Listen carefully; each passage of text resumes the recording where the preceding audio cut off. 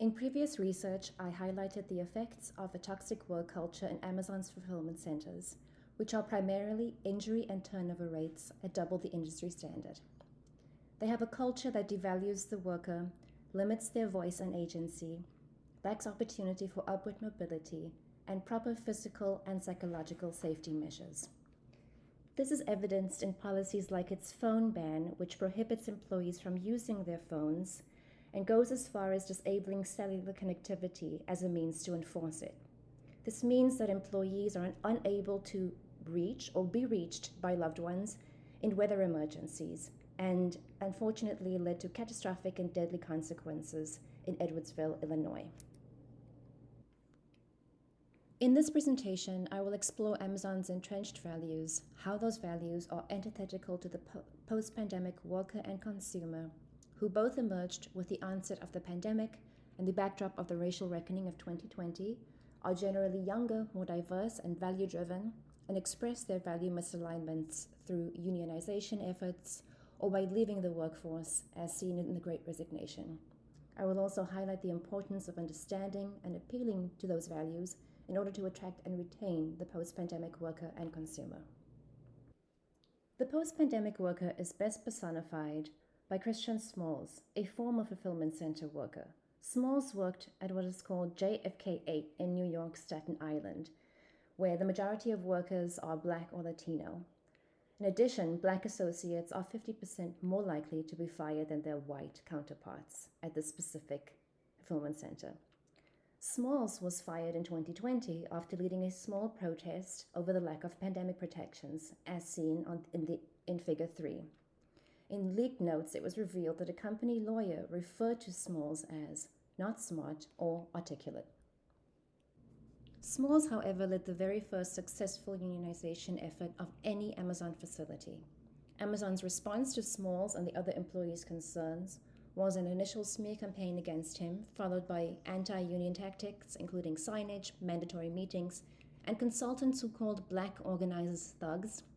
Post-unionization, they worked to further limit employees' voices by implementing a ban of words on an internal messaging app. Examples of those banned words include restroom, compensation, slave labor, unfair, and injustice. They also released an official statement expressing disappointment in the unionization vote and have now followed with a legal dispute. Figure 5 shows a comprehensive list of the banned words on the Amazon's internal messaging app, and Figure 6 is their official statement. For those workers not part of unionization votes, they might choose to vote with their feet by quitting. In what has now become known as the Great Resignation, workers have voluntarily left the workforce in unprecedented numbers, and it is crucial to understand their motivations for doing so. In the latest research, it was found that the top 5 predictors of attrition during the Great Resignation were toxic culture, job insecurity, high levels of innovation, failure to recognize employee performance, and poor pandemic response. These are not all indicative of gross value misalignments, but all indicators are currently present at Amazon's fulfillment centers. It is crucial to understand how inclusive leadership might respond in this case. It is considered good leadership by default, as it takes a wide range of perspectives on board in order to inform and calibrate decision making. But in Amazon's case, it would recognize the signals of a workforce begging to be heard, and instead of further silencing them, would take the opportunity to listen to their workers and provide an inclusive culture, understanding that doing so would increase worker retention. The post-pandemic consumer emerged parallel to the post-pandemic worker and bears resemblance to them. Termed the empowered consumer by Forrester, they found that these are people who are not just bringing their values to the job market and deciding what companies they will or will not work for, but also to the marketplace and the products they buy. They have a strong desire to align themselves with brands and companies that share their social, political, moral, and other values.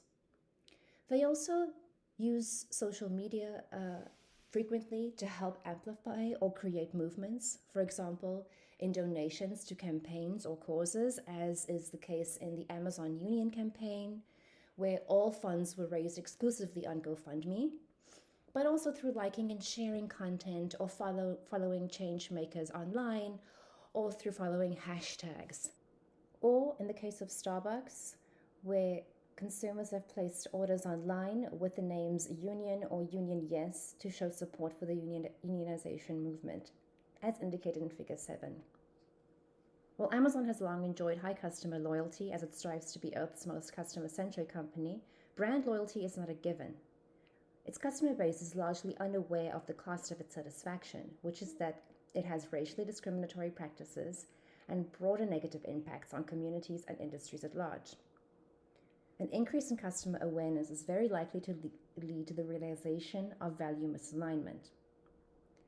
Research found that the racialization in the logistics industry amplifies the deterioration of labor conditions, and that Amazon, along with its corporate e-commerce and retail competitors, relies on the exploitation of tens of thousands of low-wage, non-union, predominantly Latinx workers in the warehouse and logistics industries.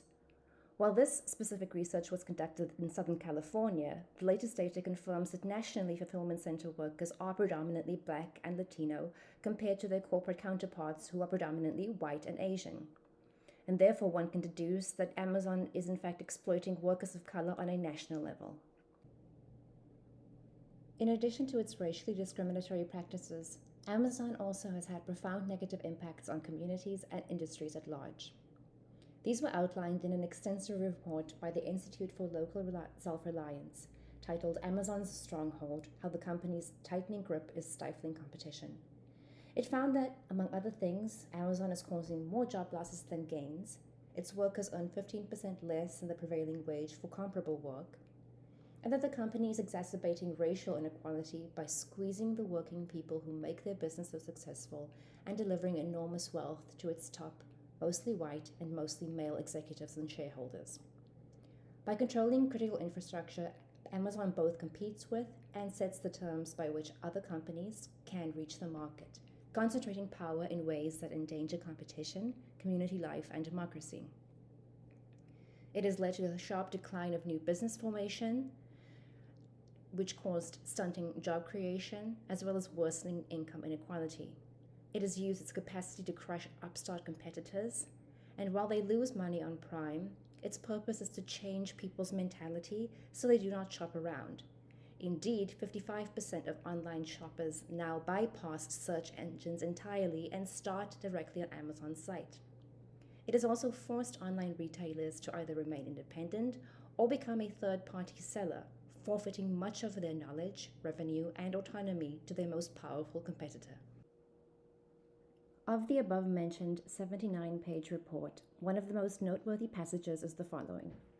When you look past its digital trappings, the way Amazon operates and the way it's changing the economy looks less like the future and more like the past. Amazon resembles the 19th century railroad baron, controlling which businesses get to the market and what they have to do to get there, and like the garment factory owner of that same unequal Gilded Age, who paid laborers a piece rate. Amazon has monopoly ambitions such as Standard Oil once did, and today controls nearly as much of the book industry as Standard Oil controlled of the oil industry when it was broken up in 1911. While the analogy of likening Amazon to a railroad baron is apt, a crucial and often overlooked point is that, like railroad barons, Amazon's business is built on the exploitation of workers of color. It is on track to becoming the United States' largest private employer, and it already is the largest online retailer. And with that power comes a great deal of responsibility. At the very least, to provide equitable pay and conditions to workers, and to provide transparency to its consumers. Yet, it has continued to abuse its power and perpetuate racial inequalities, as evidenced in the treatment of Christian Smalls, from his firing to the smear campaign that followed. The company and its leadership have discounted and misjudged Mr. Smalls and all the workers he represents. Per a New York Times report, the company's response to Mr. Smalls' tiny initial protest may haunt it for years to come. And in his own words, Amazon wanted to make me the face of the whole unionizing efforts against them. Well, there you go.